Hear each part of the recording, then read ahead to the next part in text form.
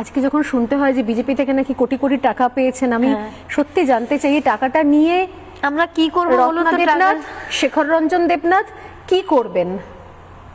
আর কারোর তো বিয়ে দেওয়ার নেই, না কারোর জন্য গয়না কেনার নেই, কারোর জন্য বাড়ি বুক করা, ক্যাটারার, ডেকোরেটর কিচ্ছু করার নেই, কারোর জন্য আলাদা করে পড়াশোনা করানোর কিছু নেই।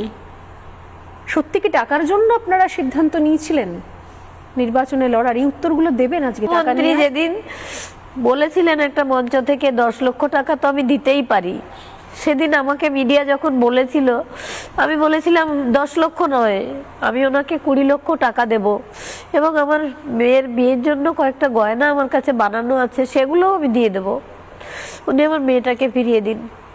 এবং কোর্টে যেদিন সঞ্জয় রায়ের বিচার হলো, ওকে আজীবন কারাদণ্ড দেওয়া হলো, সেদিন বিচারক 17 লক্ষ টাকা ধার্য করেছিলেন আমার মেয়ের যে ক্ষতি হয়েছে তার জন্য। আমরা দুজনেই উঠে দাঁড়িয়ে বলেছিলাম, স্যার আমরা টাকা চাই না, আমরা মেয়ের বিচার চাই।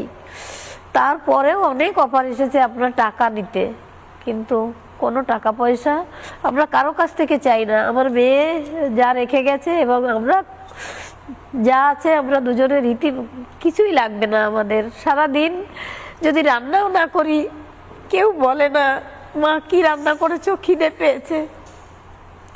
সেই মানুষের কি কিছু প্রয়োজন হয়? কিছুই লাগবে না আমাদের, শুধু আমার মেয়ের বিচার পেলে আরো মেয়েরা সুরক্ষিত থাকবে। আমার মেয়ের বিচার পেলে আর কোনো বাবা মার ওই দিনটা দেখতে হবে না। আমাদের লড়াইটা সেখানেই।